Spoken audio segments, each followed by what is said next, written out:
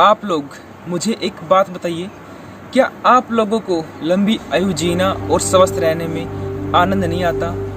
क्यों आप लोग सब जल्दी मरना चाहते हैं? जल्दी मरने की होड़ क्यों लगी हुई है आप सभी के अंदर?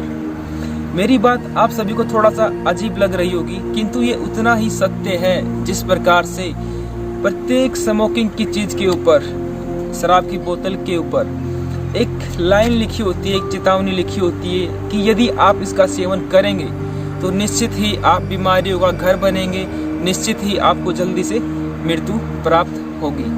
मैं बात कर रहा हूँ उन 5 चीज़ों की जो आपके घर के अंदर मौजूद हैं।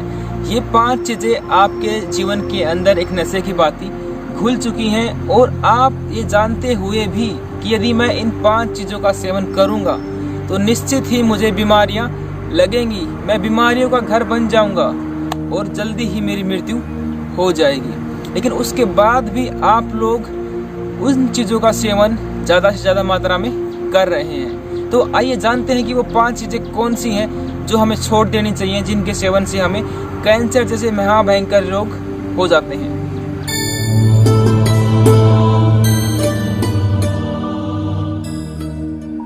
नमस्ते दोस्तों, मैं आनंद आर्या आप सभी का स्वागत करता हूं। दोस्तों, जिन 5 चीज़ों की हम बात कर रहे हैं उनमें से पहला है चीनी। चीनी को बनाने के लिए लगभग 20 से 25 तरह के केमिकल्स यूज किए जाते हैं। उनमें से एक केमिकल है caustic soda. Caustic soda paper, soap और डिटर्जेंट पाउडर बनाने के में काम आता है।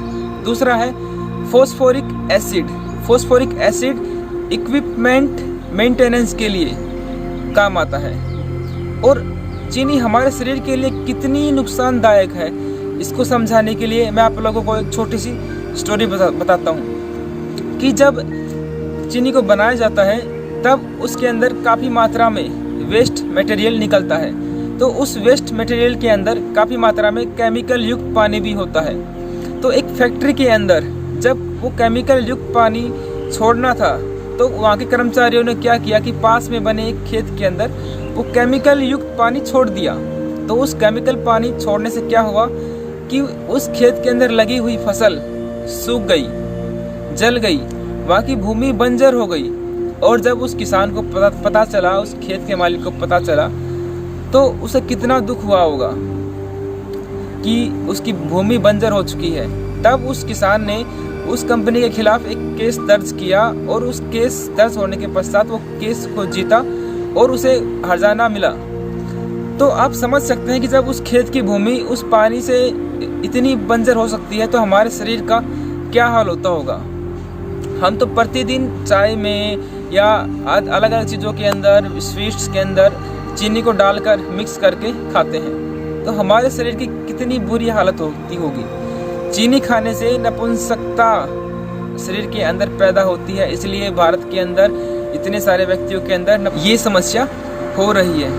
और चीनी को ब्लड के अंदर घुलने में सिर्फ 10 से 15 मिनट का टाइम लगता है, जिससे हमारा मेटाबॉलिक प्रोसेस और इंसुलिन का जो प्रोसेस है वो सब बिगड़ जाता है, जिससे डायबिटीज़ होने के चांसेस ज़्यादा बढ़ जाते हैं। चीनी के अंदर जो केमिकल्स हैं वो इसलिए भी मिलाए जाते हैं ताकि उसकी जो क्रिस्टल फॉर्म है वो बनी रहे। चीनी बिल्कुल ही एंटीऑक्सीडेंट नहीं होती, 0% वैल्यू उसके अंदर न्यूट्रिएंट्स की होती है। चीनी एसिडिक होती है और जब शरीर से वो बाहर निकलती है तब बहुत सारे पोषक तत्वों को, न्यूट्रिएंट्स को, खासकर जो कैल्शियम है उसको शरीर से लेकर बाहर निकलती है। यदि माता गर्भकाल के दौरान चीनी का सेवन ज़्यादा करती है तो गर्भपात होने के ज़्यादातर चांसेस बढ़ जाते हैं। इसके विपरीत यदि आप खांड का यूज करें, गुड़ का यूज करें, तो वो आपको ज़्यादा मात्रा में पोषक तत्व प्रदान करेंगे चीनी की अपेक्षा। गुड़ के अंदर मैग्नीशियम, फास्फोरस, कैल्शियम, आयरन काफ़ी ज़्यादा मात्रा में पाए जाते हैं, जो लगभग 1 घंटे तक ब्लड के अंदर घुलता है। और खांड को भी लगभग 35 से 40 मिनट का समय लगता है ब्लड के अंदर घुलने के लिए। तो खांड और गुड़ का यूज आप चीनी की जगह यूज कीजिए, जो आपको ज़्यादा बेनिफिशियल होगा, बेनिफिट्स देने वाला होगा। और 80 प्रकार की बीमारियों का कारण बनती है चीनी, इसलिए आप चीनी से बिल्कुल दूर रहिए। इस सफेद जहर को घर से बाहर निकाल फेंकिए। दोस्तों सेकंड है सफ़ेद नमक। सफ़ेद नमक के नाम पर कंपनियां सिर्फ हमें सफ़ेद जहर खिला रही हैं। वो आयोडीन के नाम पे हमें सफ़ेद जहर खिलाती हैं। नमक की प्रकृति होती है कि जब उसे खुले में रखा जाता है तो वो नमी को सोखता है, और इस नमी को दूर करने के लिए कंपनियां उसके अंदर पोटेशियम आयोडाइड और एल्यूमिनियम सिलिकेट जैसे केमिकल को मिलाती है, और ये केमिकल हमारे शरीर के लिए बहुत ही नुकसानदायक होते हैं। एल्यूमिनियम सिलिकेट लंग्स से संबंधित समस्याएं, दमा, अस्थमा, ट्यूबरकुलोसिस इत्यादि को बॉडी के अंदर क्रिएट करता है, श्वास से संबंधित रोगों को पैदा करता है। पुरुषों के अंदर ये नपुंसकता को बढ़ा रहा है, क्योंकि ये क्या करता है कि जो स्पर्म्स के काउंट होता है उनको कम कर देता है, और महिलाओं के अंदर जो ओवुलेशन का प्रोसेस होता है उसको बिगाड़ देता है, जिससे उनको मेंसेंस पीरियड से संबंधित समस्याएं पैदा हो रही हैं, और उनके अंदर चिड़चिड़ापन, कमर का दर्द, जोड़ों का दर्द ज़्यादा बढ़ रहा है। ये एसिडिक होता है, जिससे ब्लड प्रेशर ज़्यादा हाई हो जाता है, जिससे कि हार्ट से संबंधित समस्याएं पैदा हो रही हैं। इसके बजाय आप सफ़ेद नमक की बजाय आप क्या करें कि सेंधा नमक का यूज करें। सेंधा नमक के अंदर जो सफ़ेद नमक से ज़्यादा माइक्रोन्यूट्रिएंट्स होते हैं। सफ़ेद नमक में तो सिर्फ 3 से 4 माइक्रोन्यूट्रिएंट्स होते हैं, जबकि वो उसके अंदर 90% माइक्रोन्यूट्रिएंट्स होते हैं। तो आप सफ़ेद नमक की बजाय आयोडीन की चिंता ना करें। आयोडीन आपको दालों से, सोयाबीन से, या जितने भी नेचुरल प्राकृतिक चीज़ें हैं आप उनको खाइए, मुनक्का खाइए, आपको आयोडीन उनसे मिल जाएगा। आयोडीन का भूत आपके दिमाग पर सवार हो चुका है, तो आयोडीन की चिंता ना करें, आयोडीन आपको मिल जाएगा। तो आप सेंधा नमक का यूज करें। सिर्फ 70 साल पहले ही तो सफ़ेद नमक का यूज शुरू हुआ था। जब से अंग्रेज आए थे तब से, उनके आने के बाद सफ़ेद नमक का यूज होना शुरू हुआ है। उससे पहले तो हमारे देश के लोग सफ़ेद नमक के बारे में जानते भी नहीं थे। दोस्तों थर्ड है रिफाइंड ऑयल। रिफाइंड ऑयल की ऐड आप लोगों ने टीवी में देखी होगी कि एक पिता अपने बच्चे के साथ खेल रहा होता है, और खेलते खेलते अचानक वो दिल पर हाथ रख के हाफने लगता है, और तभी उसकी पत्नी आती है, देखते हैं कि अरे मेरा पति तो हाफ रहा है। फिर क्या करती है, वो उसको रिफाइंड ऑयल से बनी हुई चीज़ें खिलाती है, जिससे वो बिल्कुल स्वस्थ हो जाता है। वाह क्या कमाल की ऐड बनाई है। इतना पागल बनाया जाता है हमें इन ऐड के माध्यम से। रिफाइंड ऑयल की सच्चाई जानकर आप लोग हैरान हो जाएंगे, और जानते ही आप रिफाइंड ऑयल को घर से बाहर फेंक देंगे। रिफाइंड ऑयल का यूज ज़्यादातर लोग इसलिए करते हैं ताकि उन्हें स्मेल ना आए, उन्हें चिकनाई ना मिले। वो सोचते हैं कि यदि इसको खाएंगे तो कोलेस्ट्रॉल ना बढ़े। रिफाइंड अर्थ समझिए, मीनिंग पर जाइए कि रिफाइंड मतलब कि बार बार उसको गर्म करना, लगभग 200 से 500 डिग्री के ऊपर उसको बार बार में गर्म किया जाता है, और उसके अंदर इतने केमिकल्स डाले जाते हैं जिससे उसके अंदर स्मेल नहीं आती है, उसके अंदर चिकनाई नहीं रहती है। किसी भी प्रोडक्ट, किसी भी पदार्थ की जो नेचुरल वैल्यू होती है, नेचुरल स्टेट होती है, वो उसके स्मेल से, उसकी चिकनाई से पता चलती है। नारियल के तेल में, तिल के तेल में, सरसों के तेल के अंदर कितनी चिकनाई होती है, कितनी स्मेल आती है। यहाँ तक कि सरसों का तेल उतना ही शुद्ध होता है जितनी उसके अंदर स्मेल आती है, जितना वो झनझनाहट पैदा करता है।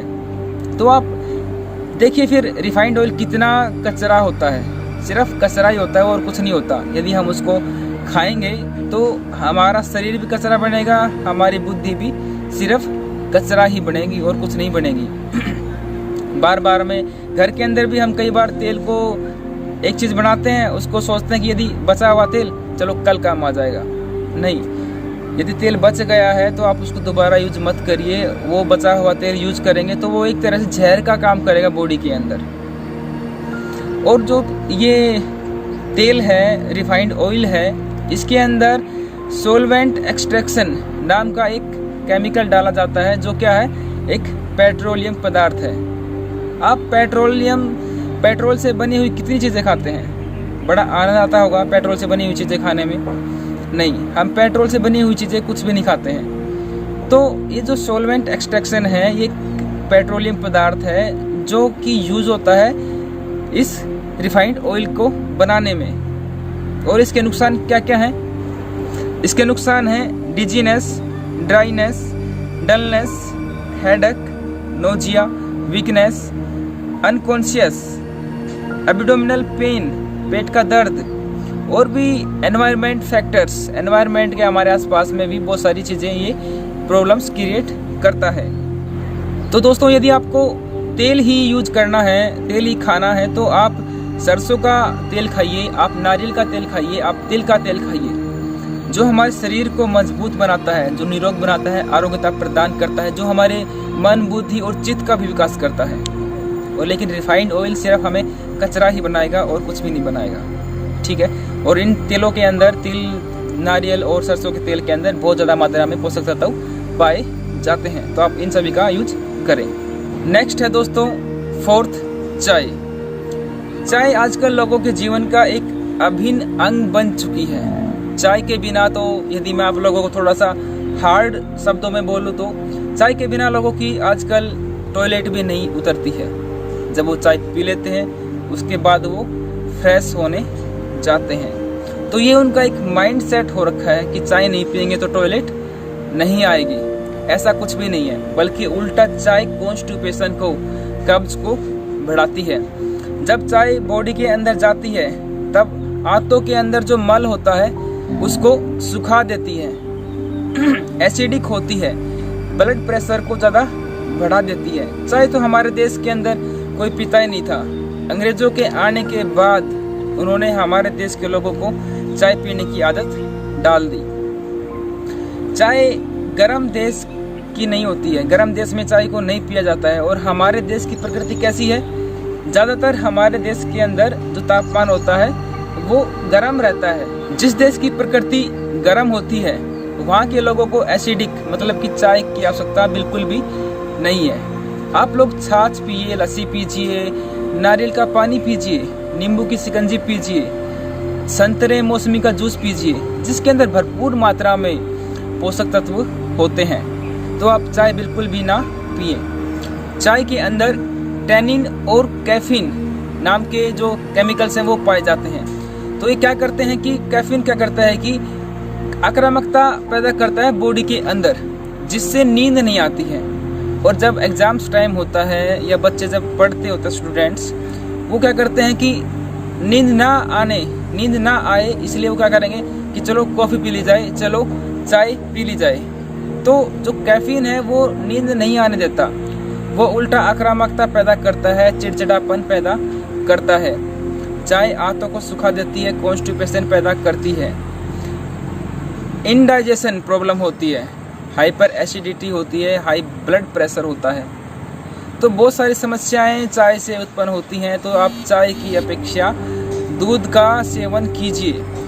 गाय का दूध यदि आप सेवन कर पाएँ तो और भी अच्छा है, क्योंकि गाय का दूध अमृत के समान है, जो आपकी मन, बुद्धि और चित्त का, आपकी आत्मा का भी विकास करेगा। तो आप चाय की जगह दूध का यूज करें और बच्चों को भी दूध पिलाएं, और आप बड़े भी, माता पिता भी, आप दूध का सेवन ही करें। दोस्तों, लास्ट और फिफ्थ है मैदा। आजकल 90% फूड, फास्ट फूड और पैकेट बंद फूड, वो सब मैदा से बना हुआ होता है, और ज़्यादातर लोग इसका यूज कर रहे हैं। थोड़ा बहुत कुछ खाना होता है तो वो चले जाते हैं होटल्स में, रेस्टोरेंट्स में, या जितने भी ये फास्ट फूड के कॉर्नर्स बने हुए हैं इन सब में जाते हैं और क्या करते हैं, फास्ट फूड ऑर्डर करते हैं। और फास्ट फूड किससे बनता है, सब मैदा से।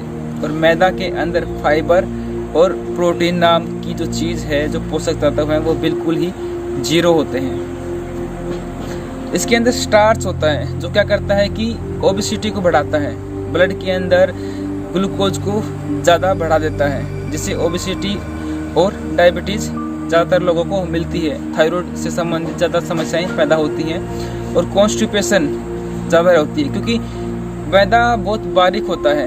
आप लोग जानते हैं कि मैदा बनता कैसे है, गेहूं से बनता है।